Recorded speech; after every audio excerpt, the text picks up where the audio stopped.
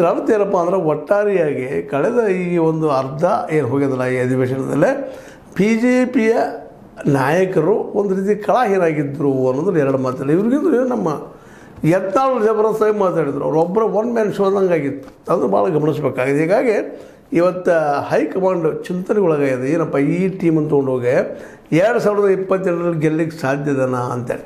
ಯಾಕಂದ್ರೆ ಒಂದು ವೇಳೆ ಇಲ್ಲೇ ನಮ್ಮ ಸಿದ್ದರಾಮಯ್ಯನವರು ಡಿ ಕೆ ಶಿವಕುಮಾರ್ ಅವರು ಒಂದಾಗಿ ಹೋದ್ರಪ್ಪ ಅಂದ್ರೆ, ಹೊಂದಾಣಿಕೆ ಮಾಡ್ಕೊಂಡು ಹೋದ್ರಪ್ಪ ಅಂದ್ರೆ ಆ ಪಾರ್ಟಿಯನ್ನು 2022 ಸೋಲಿಸೋದು ಭಾಳ ಕಷ್ಟ.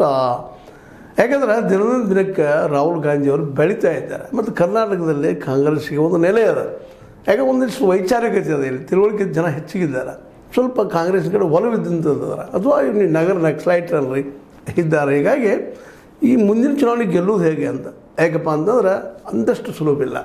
ಲಾಸ್ಟ್ ಟೈಮ್ 2023 ಚುನಾವಣೆ ಒಳಗೆ ನೀವು ನೋಡಿದಿರಿ, ಮೋದಿಯವರು ಸ್ವತಃ ಬಂದರು, ಶಾರ್ ಅವ್ರಿಗೆ ಸುತ್ತ ಹಾಕಿದರು, ಬಜರಂಗಿ ಅಂದರು, ಏನೇನೋ ಹೇಳಿದರು.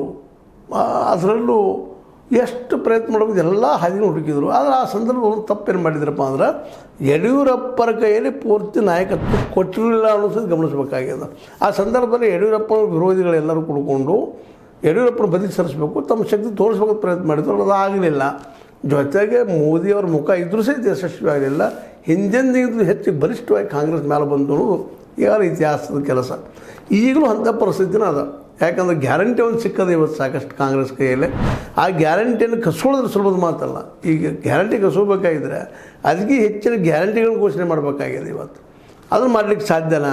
ಬಿ ಜೆ ಪಿ ಜೊತೆಗೆ ಒಬ್ಬ ನಾಯಕರು ಬೇಕಾಗಿದ್ದಾರೆ. ಯಾರು ನಾಯಕರ? ಯಡಿಯೂರಪ್ಪ ಇದ್ದರು, ಇನ್ಸ್ಟೀಡ್ ಆಫ್ ಯಾರು ಸಿದ್ದರಾಮಯ್ಯ ಬದಲಾಗಿ ಇದ್ದರು ಯಡಿಯೂರಪ್ಪ. ಇವತ್ತು ಅವರು ರಿಟೈರ್ ಆಗಿದ್ದಾರೆ. ಇಲ್ಲ, ಈಗ